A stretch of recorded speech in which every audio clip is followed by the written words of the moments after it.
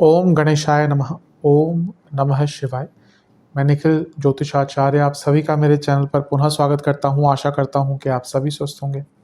महादेव की कृपा आप सभी पर सदैव बनी रहे। ये वीडियो धनु यानी कि सजिटेरियस के लिए बहुत विशेष है, क्योंकि वीडियो है 2 जून से 8 जून 2025 के साप्ताहिक राशिफल के बारे में। कैसा रहेगा आने वाला सप्ताह धनु के लिए। मेरा जो साप्ताहिक राशिफल होता है वो प्रमुखतः चंद्रमा और उनकी गति पर आधारित होता है। चंद्रमा एक बहुत ही विशेष ग्रह है, उनकी विशेषताएं तो खैर बहुत हैं, लेकिन अभी के संदर्भ में बात करें तो बहुत तेज भागते हैं, 2.25 से 2.5 दिन में राशि बदल लेते हैं, मन के कारक हैं और जिस भी भाव में जाते हैं ग्रहों के साथ संबंध बनाते हैं उनको बहुत एक्टिवेट कर देते हैं। इसीलिए डे टू डे एक्टिविटीज़ पर चंद्रमा का इम्पैक्ट बहुत होता है और इसलिए साप्ताहिक राशिफल की विशेषता बहुत होती है। क्या प्रभाव रहेगा आने वाले सप्ताह में चंद्रमा के गोचर का हमारे जीवन पर, बाकी ग्रहों के साथ उनके संबंध का हमारे जीवन पर, इसको समझने के लिए, ज्योतिष के माध्यम से थोड़ी बहुत गाइडेंस प्राप्त करने के लिए ये जो साप्ताहिक राशिफल होता है वो अति विशेष होता है।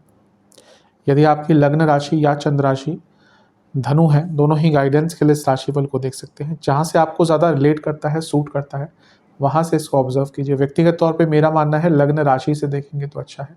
इनकेस नहीं पता है आपको अपनी लग्न राशि, तो आप अपनी चंद्र राशि से भी इसको ऑब्जर्व कर सकते हैं। तो शुरू करते हैं अत्यंत महत्वपूर्ण साप्ताहिक राशिफल का। चंद्रमा आपके अष्टम भाव को छोड़कर नवम भाव में प्रवेश कर जाएंगे।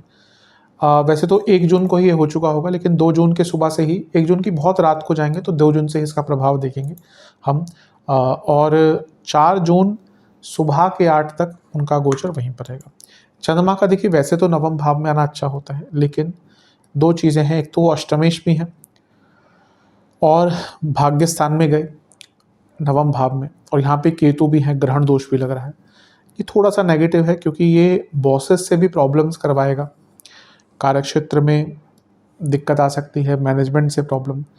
ये आपके पिताजी के साथ संबंधों के लिए भी अच्छा नहीं है, बहस हो सकती है, और ये आपके पिताजी की सेहत के लिए भी अच्छा नहीं है। तो यहाँ पे थोड़ा केयरफुल रहेगा।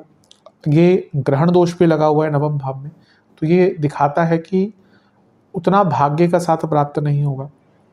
लोग गलतियां आपकी गिनवाएंगे बहुत ज़्यादा जानबूझकर, मतलब कि जहाँ पे मिस्टेक्स नहीं भी होंगी ना, आपको गिनाई जाएंगी यहाँ पर। मेरे हिसाब से ये थोड़ा सा कठिन टाइम होगा शुरुआती भाग हफ्ते का। यहाँ पे जितना जीवन को सरल रख सकते हैं अपने सरल रखिएगा, क्योंकि ग्रहण दोष है पंचम से पंचम में, तो नेगेटिव थॉट्स भी आएंगे और कभी कभी इसके कारण क्या होता है, व्यक्ति बहुत परेशान भी हो जाता है। तो हफ्ते का शुरुआती भाग बहुत ज़्यादा अच्छा नहीं है। कुछ लोगों के लिए यहाँ पे जॉब जाने के योग भी बन रहे हैं, क्योंकि 10वें से 12वें में ये ग्रहण दोष लग रहा है और चंद्रमा अष्टमेश है, तो अचानक से कुछ लोगों के लिए जॉब जाने का योग भी बन सकता है। तो बहुत केयरफुल रहने की आवश्यकता है। नवांश कुंडली कह रही है कि ज़्यादा किसी से बहस नहीं करनी। दशांश कुंडली कार्य क्षेत्र में अपने काम से काम रखिएगा, किसी को अपने काम में इन्वॉल्वमेंट मत करने दीजिएगा। कुछ गलतियाँ आपसे अवश्य बहुत बड़ी हो सकती हैं। बिजनेस की जहाँ तक बात है, एक ही दिक्कत दिख रही है कि आप चेंजेस नहीं ला पा रहे, और पार्टनरशिप वाला बिजनेस है तो पार्टनर्स का साथ नहीं मिल रहा अच्छा। लव लाइफ थोड़ा सा मजाक, थोड़ा सा एक अच्छा एटमॉस्फेयर बनाकर रखिए। ऐसा लग रहा है चीज़ें बहुत सीरियस हो गई हैं। जहाँ तक वैवाहिक जीवन की बात है, कई ऐसे लोग हैं जो ना आप दोनों के बीच में प्रॉब्लम्स क्रिएट कर रहे हैं और आप होने दे रहे हैं। स्टूडेंट्स, ध्यान बहुत भटकेगा, मन बहुत भटकेगा। सेहत के दृष्टिकोण से पेट के रोग, जोड़ों का दर्द, नसों के रोग, इन्फ्लेमेशन भी बहुत रहेगा। सर्वाष्टक में आपका धन स्थान बली है, ये अंकित कर रहा है कि पैसा तो आएगा लेकिन थोड़ा सा रुक रुक कर आएगा। 4 जून सुबह के 8 बजे के आसपास चंद्रमा राशि बदलकर आपके 10वें भाव में आ जाएंगे और 6 जून रात के 9 तक यहीं पर रहेंगे। चंद्रमा का 10वें भाव में आना अच्छा होता है। हफ्ते आप देखेंगे हफ्ते के जो शुरुआती भाग में ग्रहण दोष का प्रभाव था वो कम होगा। अष्टमेश 10वें घर में आए हैं। फिर से कहूँगा कि जॉब जाने के योग थोड़े से लोगों के अभी भी बरकरार रहेंगे, क्योंकि ये चंद्रमा केमद्रुम योग में है। सबके लिए नहीं होगा। जिनकी दशा अंतरदशा बहुत खराब चल रही है, कंपनी की हालात खराब है, कंपनी में ले ऑफ्स हो रहे हैं, तो थोड़ा केयरफुल रहेगा। अदरवाइज ये समय जॉब चेंज करने का बन जाता है कि जो लोग ठीक ठाक समय चल रहा है, उनके जॉब चेंज करने का योग बन जाता है। मैं कई बार बताता हूँ कि क्योंकि हमारे पास कुंडली नहीं होती, हम कोई कुंडली विश्लेषण नहीं कर रहे, केवल ग्रहों की गोचरीय स्थिति पे तो एक संभावना बनती है। तो जिनकी कुंडली अच्छी है, समय अच्छा चल रहा है, कोई दिक्कतें नहीं आ रही, यानी कि दशा ठीक है, तो वो चाहें तो अपना जॉब चेंज का प्रयत्न करेंगे, ठीक है। लेकिन अगर समय दिख रहा है खराब है, एक इंडिकेशन आ रही है, तो थोड़ा केयरफुल रहें। 10वें घर में चंद्रमा है, केमद्रुम योग बन गया, कोई भी ग्रह आसपास नहीं है, राहु केतु को उसमें नहीं मानते, साथ में भी कोई ग्रह नहीं है, तो गलतियां हो सकती है। स्पेशली अगर आपका फाइनेंशियल ट्रांजैक्शन वाला बहुत काम है ना कार्य क्षेत्र में, तो थोड़ा केयरफुल रहेगा। शनि की दृष्टि भी है, अब वो धनेश भी है और चंद्रमा अष्टमेश है, इन दोनों का मिलन, यानी कि अचानक से बड़े धन की प्राप्ति और अचानक से जॉब चेंज का मौका। शनि तीसरे घर के भी स्वामी है, तो कुछ बदलाव करने का मौका भी मिलेगा, क्योंकि दो उपचय भावों का संगम हो रहा है। शनि तीसरे घर के स्वामी और 10वें घर में को देख रहे हैं, जहाँ पे चंद्रमा बैठकर उसको एक्टिवेट कर रहे हैं। लेकिन ये शनि चंद्रमा की जोड़ी क्या बनती है? विष दोष। तो अब पर्सनल लाइफ के भाव में शनि बैठे हैं, प्रोफेशनल लाइफ के भाव में चंद्रमा बैठे हैं, तो ये ना पर्सनल और प्रोफेशनल लाइफ में एक डिसहार्मनी बन जाएगी, जिसके कारण थोड़ी सी प्रॉब्लम्स देखने को मिल सकती है। तो जितना हो सके अपने आप को शांत रखिएगा, जितना हो सके अपने आप को सरल रखिएगा। कार्य क्षेत्र हो, पर्सनल लाइफ हो, जितना आर्ग्यूमेंट्स से बचेंगे उतना आपके लिए अच्छा रहेगा।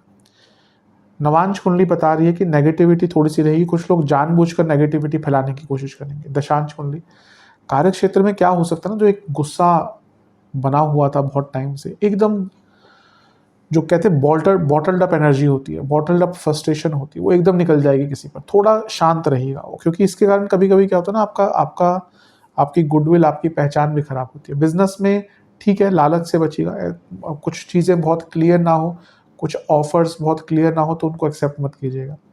लव लाइफ, एक फॉल्स होप देना बंद कीजिए कि सब ठीक है, सब ऐसा नहीं है।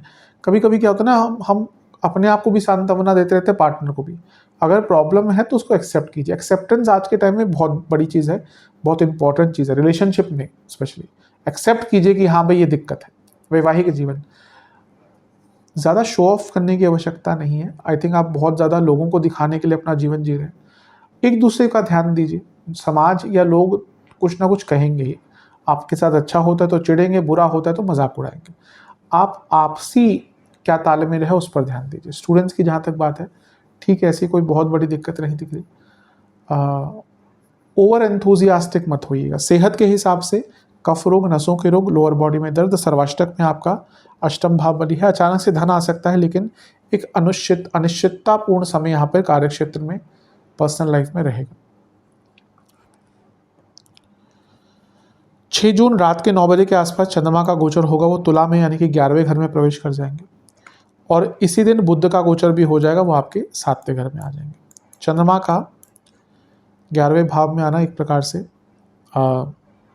अच्छा ही माना जाता है।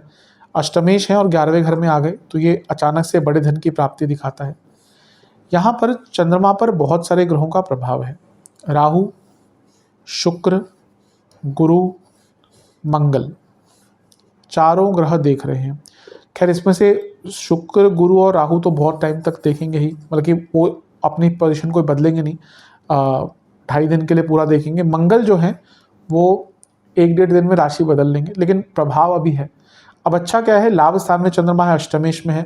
राहु देख रहे हैं गुप्त धन, विदेश से धन। शुक्र देख रहे हैं जो खुद लाभ स्थान के स्वामी हैं, 6ठे घर के स्वामी, तो पैसा कोई फंसा हुआ था। गुरु देख रहे हैं जो लग्नेश है, चतुर्थेश है, प्रॉपर्टी का लाभ। मंगल देख रहे हैं एंसेस्ट्रल प्रॉपर्टी, रुका हुआ पैसा, फंसा हुआ पैसा, सब प्राप्त होगा। लेकिन जब भी चंद्रमा पर इतने सारे ग्रहों का प्रभाव होता है ना, तो बहुत अच्छा नहीं होता। मैं कई बार इस चीज़ को बता चुका हूँ। तो कोशिश कीजिए कि किसी की बातों में ना आए, बहकावे में ना आए, लालच में ना आए, क्योंकि यहाँ पे दिख रहा है लालच इतना बढ़ जाएगा ना। ये माया का खेल है, शुक्र और राहु और 11वां भाव, बहुत बड़ी माया।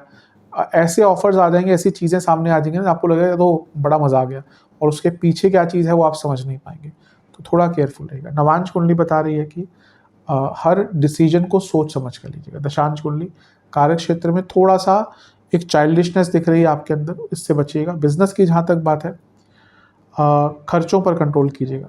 यहाँ पे आपको अपने कॉस्ट कटिंग पर न केवल अभी के लिए, फ्यूचर में भी जो हो रहा है या जो गलतियाँ करते आए हैं उसको देखिए, समझने का प्रयास कीजिए। लव लाइफ, गुस्सा बहुत रहेगा। वैवाहिक जीवन, और एक एम्प्टीनेस सी लगेगी, एक एम्प्टीनेस सी लगेगी, ऐसा लगेगा ना कि बहुत खालीपन सा है वैवाहिक जीवन में। होता है कभी कभी ये सबके साथ। स्टूडेंट्स की जहाँ तक बात है, आप ना एक लूप में घूमे जा रहे हैं और यहाँ पे हफ्ते के अंत में वही दिखेगा, ये करना है, ये करेंगे, ये करना है, करेंगे, कुछ नहीं कर पा रहे। थोड़ा सा इस लूप से निकलने की बाहर कोशिश कीजिए। सेहत के हिसाब से प्राइवेट पार्ट से जुड़ी प्रॉब्लम, बीपी की प्रॉब्लम, डायबिटीज़ और एसिडिटी। सर्वाष्टक, चौथा भाव बलि है। प्रॉपर्टी खरीदना चाह रहे हैं या बेचना चाह रहे हैं, दोनों ही चीज़ों के लिए अच्छा टाइम है। उपाय के स्वरूप में शिव चालीसा, बृहस्पति चालीसा एक एक बार पाठ कीजिएगा। आशा करता हूँ वीडियो काम आएगी। चैनल पे नए हैं सब्सक्राइब कीजिए, वीडियो को लाइक कीजिए। मिलता हूँ अगली वीडियो में, तब तक के लिए ओम नमः शिवाय।